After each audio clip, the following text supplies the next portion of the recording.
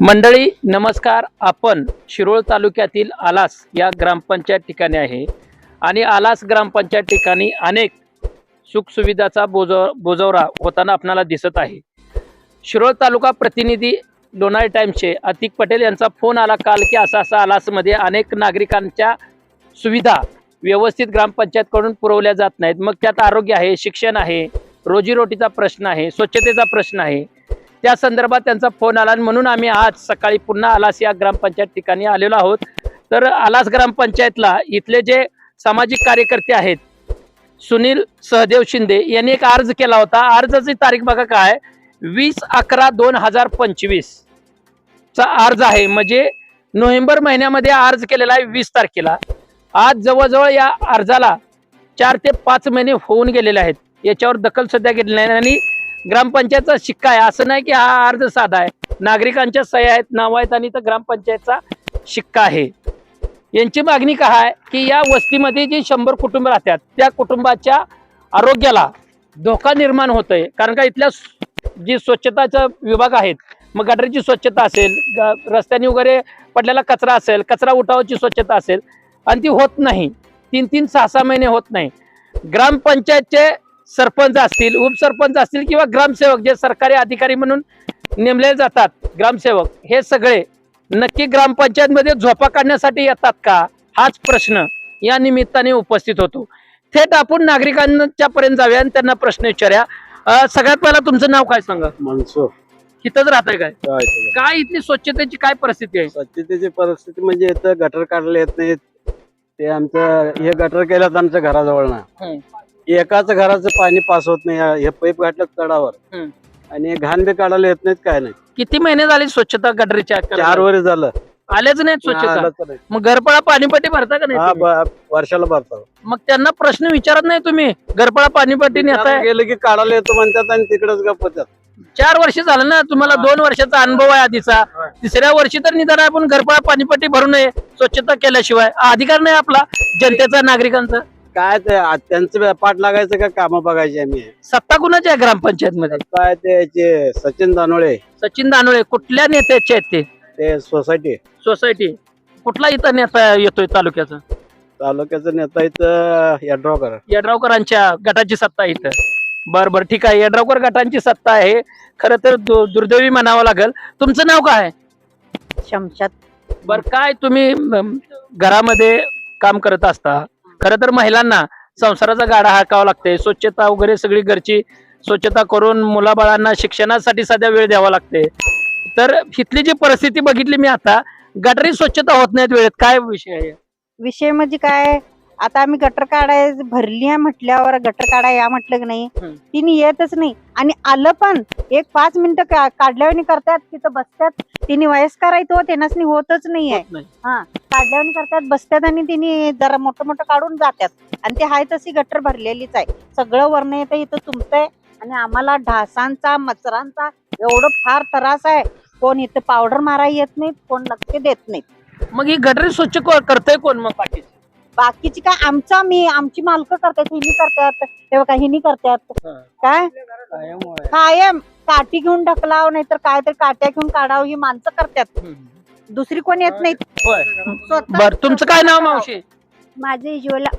बर तुम्ही हसताय, आपल्या आजूबाजूचा पण ऐका ना, ऐका ना सांगतो. जसा चेहरा तुमचा हसरा आहे, तसा आपल्या आजूबाजूचा जो भौगोलिक परिसर आहे आपण राहतो तिथला पण असा स्वच्छ राहायला पाहिजे, वाटतंय का नाही? स्वच्छ राहायला पाहिजे. खरं पाणी आलं, पाऊस आलं की सगळं आम्हाला स्वतः काढायला लागते. आम्ही स्वतः काढतोय. मग सत्ताधारी काय करतात ग्रामपंचायत मधले? तिकडे लक्ष देत नाहीत. आणि का बरं तुम्ही मतदान केलं नाही त्यांना? करतोय की आम्ही वर्षाला मतदान. आमदाराला मतदान केलं का नाही? इथल्या केलंय की केलं का नाही? होय. मग आमदाराकडे तक्रार दिल्यात का नाही तुम्ही? नाही गेला आम्ही. काय का बरं गेला नाही? आमदाराच्या कोण पाठ लागणार, वेळ पाहिजे तेवढा. बर नमस्ते, काय नाव तुमचं ताई? बर तुम्ही इथं बघता ही परिस्थिती आलाची, आरोग्याचे नागरिकांच्या खेळ चालू आहे ग्रामपंचायतचा. वेळेवर आता बऱ्याच जणी सांगितलं की ग्रामपंचायतचे कर्मचारी येत नाहीत, आले तर नुसतं नावालाच काढतात आणि परत बसून निवांत जातात त्यांनी. तर काय वाटतं तुम्हाला या सगळ्या परिस्थिती संदर्भात? आमच्या घरात पाणी आले म्हणून आम्ही स्वतः काढले बाई सर्व. त्यांनी यावर सगळं स्वच्छता करावी, गटर सगळे स्वच्छता ठेवावी. मुलं बाळ आमचे आहेत ना छोटी छोटी, डेंगू वगैरे रोग पसरतात, ढास वगैरे जास्तीत जास्त आहेत. मग ते आम्हाला असं वाटतं की त्यांनी महिन्यातून एकदा तरी निदान सगळे गटारे वगैरे सगळे हा कचरा सगळं काढावं असं आम्हाला वाटतंय. या ठिकाणी अनेक काही जण आहेत, त्यांच्याशी आपण बोलूया. मामा नमस्ते, तुम्ही गटर स्वच्छ करता काय? करतो मग ग्रामपंचायत मधनं पगार बी घ्या की तसा अर्ज करून. कशाला आपल्याला घाण वाटते पण आपण करतो. मग त्यांनी पगार खाणार तिथं सह्या करून, आणि आपण स्वच्छ करायचं कितपत योग्य वाटतंय नागरिक म्हणून? काय नाही, आम्हाला गरज आहे, आपल्याला त्रास होते म्हणून आम्ही काढतो. गरज आहे.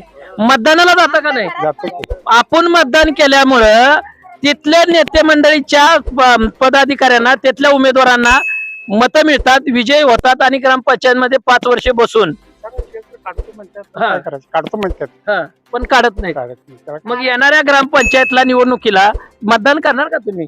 आता काय- असंच राहिलं तर होय, परिस्थिती. होय. नाही की मग त्याला विरोध करायला पाहिजे ना सगळ्या वार्डांनी मिळून. बघा, सगळ्यात महत्वाचा अनेक मुद्दा या ठिकाणी जर बघितला, कॅमेरामॅनला विनंती आहे. हा प्लॉट मी ज्यावेळेस इथं माहिती घेतली, सुनील शिंदे जे सामाजिक कार्यकर्ते यांनी दिलेले, हा प्लॉटचा मालक जो आहे खाजगी, तो पुण्याला राहतोय असं कळालं.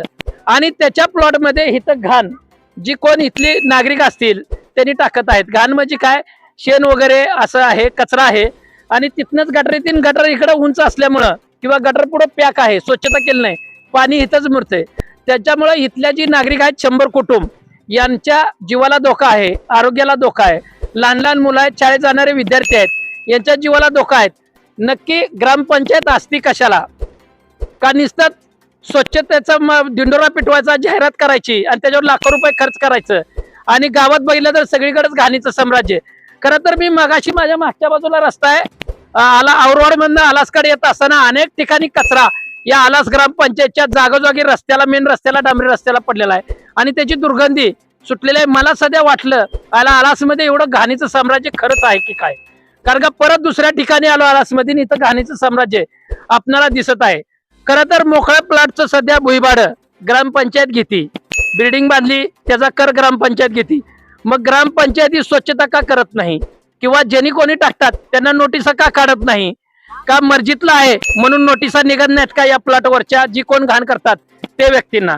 ही जी घाण करतात किंवा शेणाच्या गवऱ्यात तापतात, हे काय माझे पै पाहुणे नाहीत, मी त्यांना ओळखत नाही, त्यांनी मला ओळखत नाहीत, पण ही इथल्या नागरिकांच्या आरोग्याच्या जीवाची खेळायचा एकरीन धंदा दिवसा ढवळ्या या ग्रामपंचायतचा आहे. इथले सरपंच असतील, उपसरपंच असतील, ग्रामसेवक असतील, सरकारी अधिकारी, या सर्वांचा आहे. आणि मग ग्रामपंचायत मध्ये सत्ता ज्या नेत्यांची आहे, मी ज्या शहरातून येतो ना, आमदार राजेंद्र पाटील यड्रावकर यांचीच सत्ता या आलास ग्रामपंचायत मध्ये आहे. आमदार साहेब, पुन्हा आपण 2029 ला विधानसभेच्या सभागृहामध्ये जाण्यासाठी शिरोळ तालुका विधानसभेच्या निवडणुकीच्या रिंगणात उतरणार आहोत. तिसऱ्यांदा तुम्ही आमदार म्हणून त्या ठिकाणी प्रत्येक नागरिकांची इच्छा असेल जावं म्हणून, किंवा तुमच्या भक्तांची इच्छा असेल तिसऱ्यांदा हॅट्रिक आमदार राजेंद्र पाटील यड्रावकर यांनी मारावी म्हणून, त्याकरता आपण ग्राउंडला या. आलास ग्रामपंचायतची काय परिस्थिती आहे स्वच्छतेची बघा, गटरची परिस्थिती बघा. रस्ते बांधले, गटर केलं म्हणजे स्वच्छता नाही. गटरची स्वच्छता काढणे आणि ती घाण काढलेली परत घेऊन दुसऱ्या ठिकाणी जाणे आणि टाकणे, खऱ्या अर्थाने तवा गावगाड्यांचा विकास म्हणला जाईल. नुसतं रस्ता केलं, टेंडर काढलं म्हणजे गावाचा विकास नाही होत.